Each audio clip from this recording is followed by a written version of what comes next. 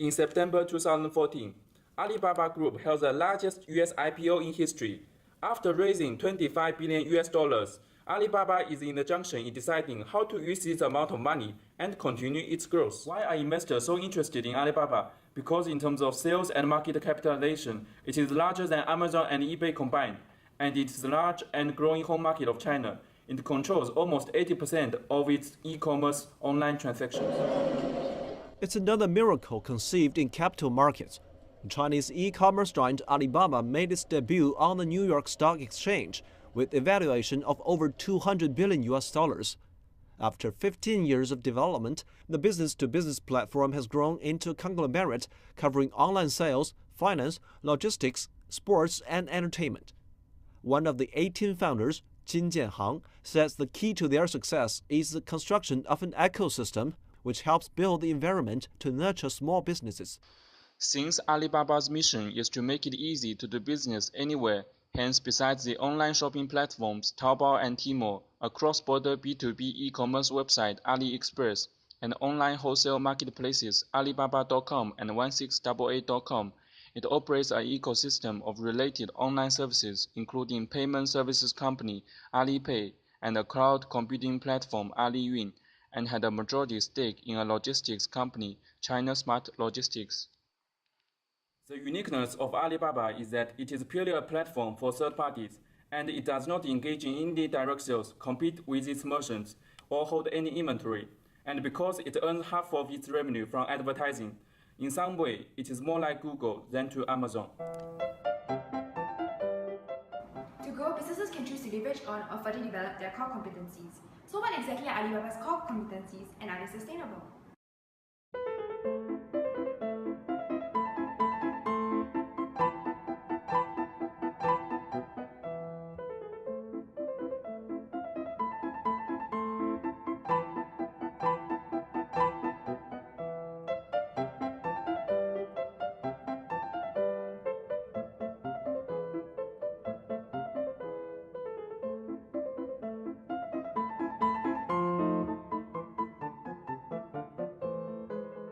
So what is Alibaba's next move? It appears that Alibaba is placing focus only in the Chinese market in the short term. Recent IPO filing, Alibaba framed its growth prospects in terms of the Chinese market only.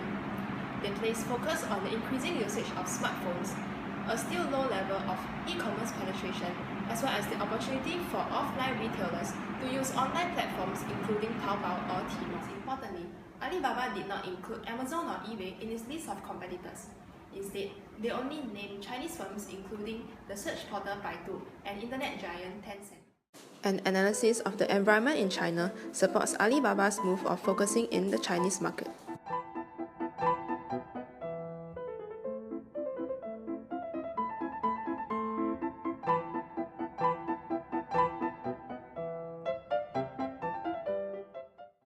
Users in China, Alibaba is able to have access to a large pool of buyers. China is by far the largest internet market in the world, almost twice the size of the US. The analysis using Porter's 5 forces leads us to the conclusion that Alibaba's strategy to focus on the China market is optimal. This can be seen from the balance of power in Alibaba's business in China as explained in the slide.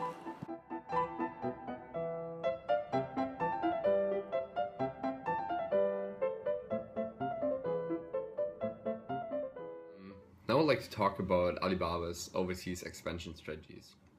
Alibaba definitely has a good market share in China, and China is supposed to grow in the future by a lot. So Alibaba doesn't need to worry about the short-term growth potential. But generally they need to start, since it takes a long time, how they're gonna go about growing abroad. One is to go to the US, the other is to generally expand to similar markets to China, so emerging markets. U.S. expansion, you've said it's very important. What's the timeline? When will we see you expand significantly in the United States? We already started helping a lot of small business in the U.S. In California, in Washington State, we sell American cherries and we're selling Alaska seafood.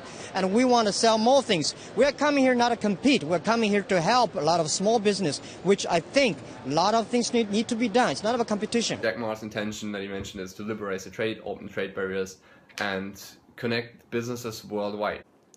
According to Jack Ma, Alibaba's next stage of growth will come from overseas expansion out of China. We believe that Alibaba will pursue a two-pronged approach to expanding its e-commerce businesses in overseas markets, depending on the stage of development of those markets. For developed markets, business-to-business e-commerce appears to be the way to go for several reasons. Firstly, in developed markets, in many industries, large firms dominate while small firms and medium-sized enterprises find it harder to compete. They are relatively underserved segment by other businesses and have less resources, such as sourcing networks. Alibaba will be able to bring value to them by leveling the playing field through enabling them to reach out to other businesses to sell or buy from them.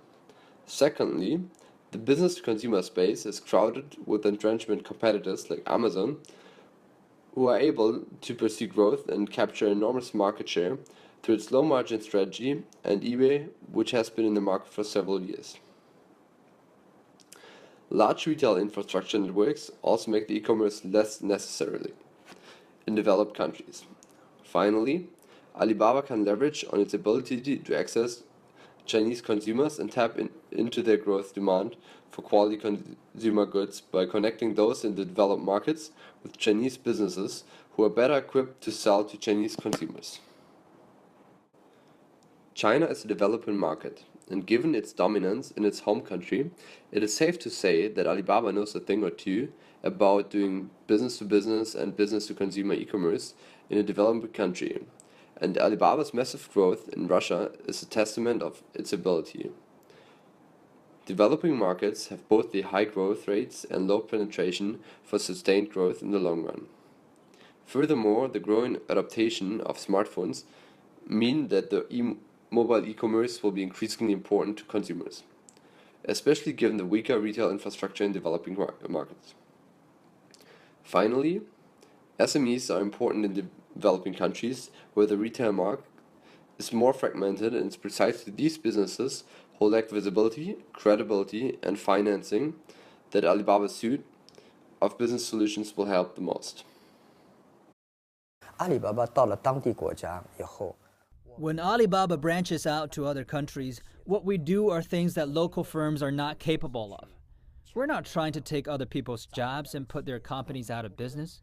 We're there to bring benefits to local consumers. In this way, the expansion of Chinese companies would be real globalization. Otherwise, it would be Chinanization.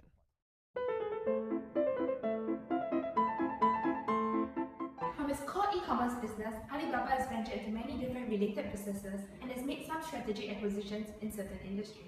Important thing is that we want to build up a company, not the buying company. We want to make sure that our ecosystem helps the small guys. Anything that can help small business grow, we will consider. This is a chart of the portfolio of industries that Alibaba has businesses in. In orange are some of the more recent industries it has diversified into.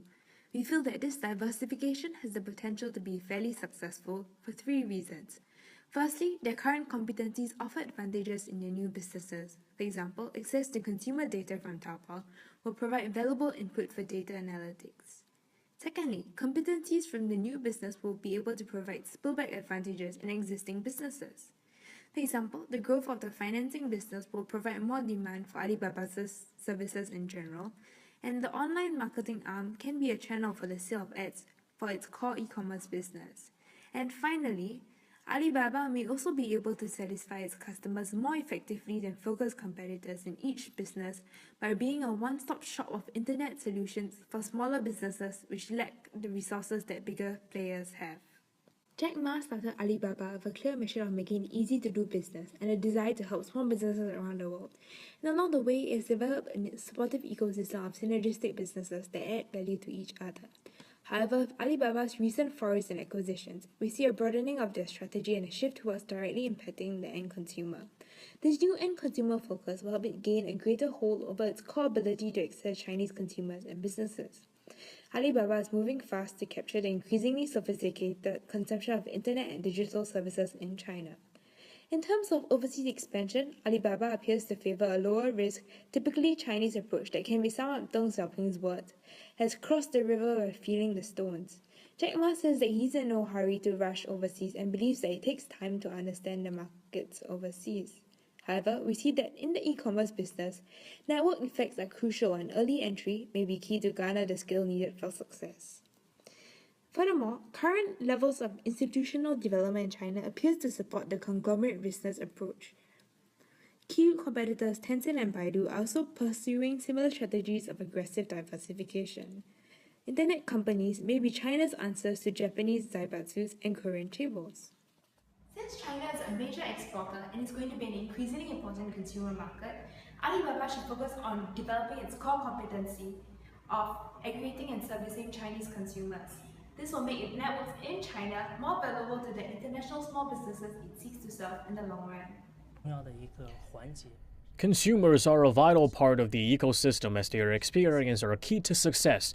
The system is very open and could perfectly blend into consumers' everyday life. Experts say the system, which includes consumers, vendors, and buyers, will become more powerful in the future because once constructed, it would hold capacity to create supplies, meet market demand, and become the framework for all market players.